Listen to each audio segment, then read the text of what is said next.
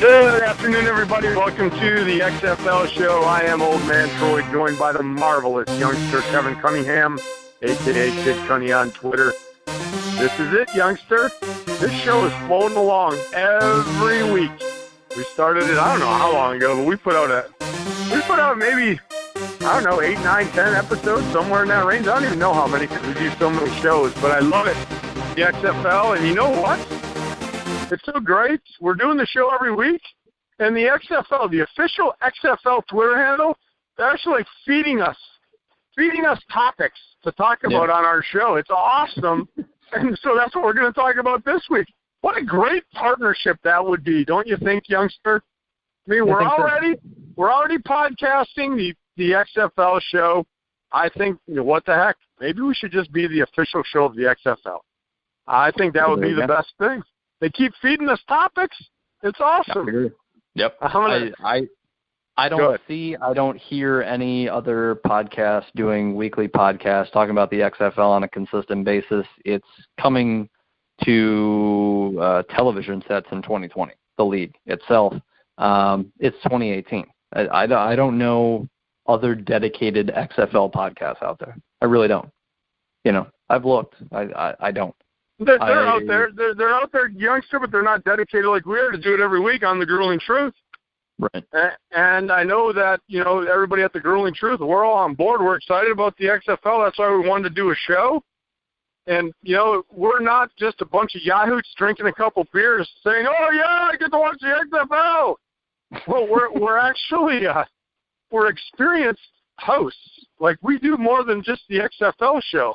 We do another show on the Grueling Truth. We do a couple of radio gigs. I mean, hey, we know what we're doing. But we keep this show short, Kevin. 20 minutes. You and I have a tendency to get off on the tree limb a lot of times. Not today, my friend. We're going to jump right into a great topic this week. And you know my personality. You may not even need to get me worked up. You'll probably get me worked up after you read the official tweet from the XFL. Take it away. I'll probably read the tweet. You're going to go off for about 15 minutes, and then I'll say, yep, sounds good. All right, time for next week's show. No, I'll give you time to talk. I'll give you time to talk, youngster. All right, thank you. Actually, I'll let you talk first. I'll let you talk first, but don't take up all the time. Oh, no. Because the old man's got a word or two about this one. Yeah, I know you do. I know you do. 5 hours ago, as we're doing this show on Wednesday, what is it, July 25th, I think? Yes. The XFL, again, at XFL 2020 is their official Twitter handle. They released a tweet 5 hours ago. It was 6 months ago today that Vince McMahon made the announcement that the XFL was returning in 2020. So 6 months ago today, XFL 2020, real thing. 6 months later, we're doing this podcast just like we were. So we've been doing this podcast for 6 months? I was going to say, as soon as the XFL tweeted the news, we started talking about it. Yeah, 2 weeks later. Yeah. So. Holy good jeepers! Yeah. This show's I didn't think it was 6 months already. That's kind of cool. Yeah. Sorry to interrupt. Take it away. No, yeah, I agree with you. So, 24 hours ago, literally a day ago, XFL at XFL 2020. Follow our show, by the way, at Youngster Old Man. That's where we do all of our shows, all of our links. Troy does a great job with that. At Youngster Old Man, all one word on Twitter. At XFL 2020 on Twitter is the XFL's Twitter handle. If you were the XFL commissioner, would you make any changes to the rules around catches? The good old catch rule, which people talk about literally every single Sunday, every single game. I mean, every game it comes up in some way. Somehow, some way. It's like, oh my God, I hope they don't replay this for 10 minutes because it was obviously a catch, or because it obviously wasn't a catch, or there actually was a controversy with it, and so you will get a 10-minute review in the NFL on any given Sunday about some catch in every single game. Not that it happens in every single game, that there is a catch rule jambalaya brewing, so to say, but it seems like it's by far the most talked about rule in the NFL. And college football, to me, it doesn't get as much publicity because it's much simpler. You have 1 foot in, and then boom, that's it. Done. It's a catch. And I always read some of the comments under these XFL at XFL 2020 tweets because I want to get a gauge of what people are thinking, what people are commenting, what people like. I think it's a good way to see what people's views are on this, and we talk about them. And I saw that the college football rule is it's pretty simple. You can get into all the other extra crap. I think it's safe to say that goes into what literally means a catch and what doesn't in the NFL. But even college football, there are some little caveats to it. But at the end of the day, if you have the ball in your hand and you have 1 foot in bounds and then you go out of bounds and then you lose the ball out of bounds even, I think you're good to go in college football. You have 1 foot in. Boom. If the XFL were to do that, I think it's pretty simple. If you have the ball, you've got 1 foot in. You know, if you're obviously jumbling it in your hands as you're going to the ground and then it pops out, sure, okay, incomplete. I get that.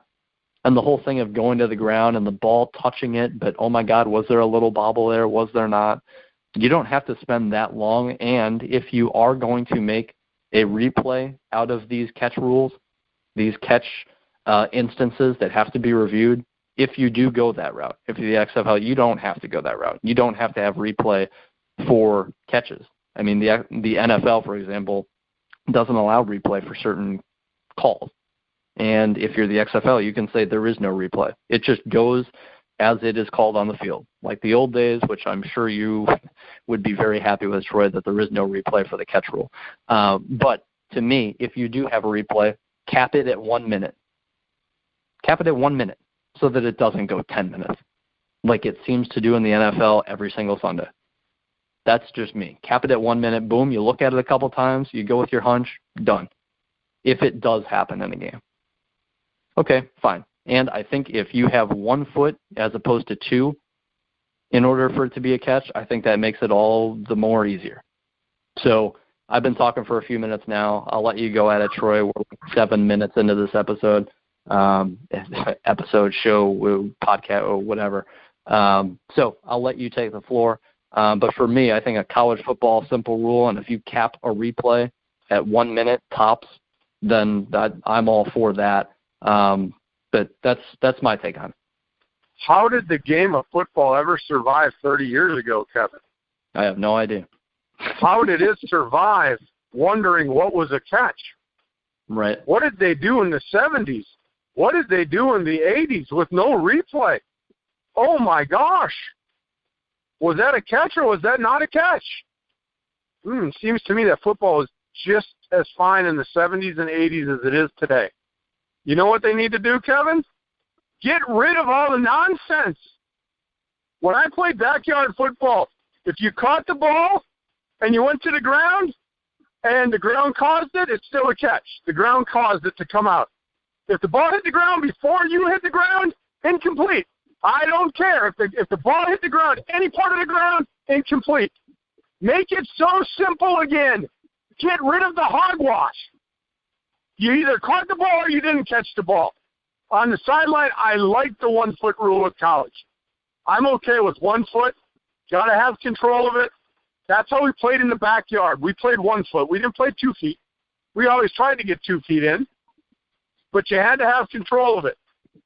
And that's where people go, oh, we got to replay to see if you had control. You know what?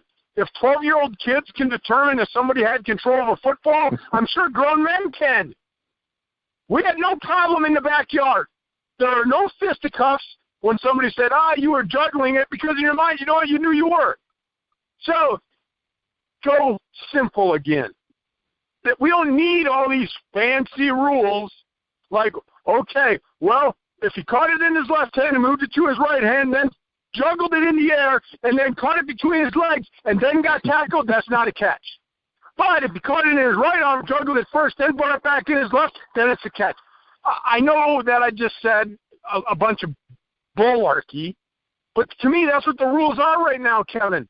We spend so much time watching something, and then all of a sudden on replay, you're like, oh, that ball hit the ground. He didn't have control of it. Then they come back on the field. After further review, there was non-inclusive evidence that we cannot overturn this call. It is a catch. And it's like, really? That wasn't a catch? I want to see your bank account, sir. because that was not a catch. So as you can tell, youngster, I'm really worked up right now because they've done too much to try and perfect the game when they need to go simple. Go back to the 70s. Go back to the 80s. It's very simple. He either caught it or he didn't catch it. If he's bobbling it, it's incomplete if he hits the ground. If it's in his hands and it hits the ground and he's got control of it, it's a catch. On the sideline, use the NFL rule. 2 feet in, control the ball, it's a catch. But not really, not with the rules. You got to make a football move. What is this football move crap? And again, I know that I'm referencing 12-year-olds playing in the backyard, and it's not the same as 300-pound men pounding each other in the NFL, but the concept is very simple. Again, we played and we caught the ball. And if we got tackled and still had the ball, it's a catch. If the ball ever hit the ground, it's incomplete. If we were bobbling it and it hit the ground, no, it's not a catch. Now, I can understand, too, people are going to say, blah, blah, blah, whatever. I understand the use of replay. You want to see if somebody bobbled the ball. Okay. But this is where all the controversy started, Kevin. Yeah. The bobble. Well, did he have control of it? Was it a bobble? What is it? Now, it's pretty much down to what is a bobble. I mean, if you secured the ball and the ball's not moving, there's a catch. That's simple. And then, the other rule, his hand was under the ball. Well, his hand was under the ball, but the tip of the ball hit the ground. Well, you know what? In the old days, in the backyard, that's incomplete. Sorry, that's just the way it is. Go back to the huddle, call another play. Get on with life. That's the way it needs to be. Any part of the ball hits the ground, no, it's not a catch. I don't care if you put your big mitts underneath it. If the end of the ball hits the ground, no, sorry, incomplete. I don't care if you controlled it. It cannot touch the ground, ever. That, to me, is an incomplete pass. Again, I've referenced playing in the backyard, Kevin, but think about it. You played backyard football. You played backyard sports. It's fun. It's fun. It's policed by yourself. Other guys are, the fun thing is when you play in the backyard, you got like 9 other referees watching the play. Because everybody's going to bring up something. But think back to the days when you played football, Kevin. What was a catch in the backyard? You caught it. You caught it, and the ball didn't hit the ground. And if it hit the ground, it was incomplete. It wasn't like, okay, I caught the ball. I made a football move. You knocked it out of my hand, so it's a fumble? No, in the backyard, you caught it and didn't start running, and they knocked it out of your hand, it was incomplete. If you started running, then it was a fumble. I mean, really, am I just naive here, Kevin? No. But really, it is simple. They've complicated the game of football to appease who? Who are they appeasing? I don't know. It's really, to me, one of these things that has been way overthought. And it's like a lot of things in the world. I was a marketing major at the wonderful university of the University of Wisconsin-Whitewater. I believe you have a marketing minor, don't you, youngster? Yes, I do. So you probably had a class where you've heard the acronym KISS. Keep it simple, stupid. Yeah. That is the acronym, and that is used in the world of business. It's used in marketing. Keep it simple, stupid. Because people don't like complex things. As complex as we want to make life, we don't like things complex. And in the world of marketing, in the world of advertising, simpler is better. Now I know the world of technology makes things seem a lot better, right? Well, I'll use my work today for an example. We got this great ordering system on our iPad. It's a great system. It really is. They want us to upgrade it. Well, the problem is I tried to upgrade to this new app, and it literally turned my iPad off. I cannot turn it back on. When I hit install, I had all the correct updates on it too. Talked to one of my coworkers, same thing happened to him. So why are we complicating things? Why did we need a new app? The old app worked just fine. Now I'm without an iPad. Tomorrow I've got to do all the orders on my phone. That'll be a pain in my rear because I'm old and my eyesight is bad and I can't see those small letters on the phone. But I'm done there, Kevin. That's kind of my thought on it. Go back to simplicity. Catch or no catch. Very simple. Ball hits the ground, incomplete. That's all I got. What are your quick thoughts there? Because it's about time to wrap up this show already. Yeah. My last thoughts. I'm with you 100%. If you want to do replay, cap it very short to see if there's a bobble in there or not.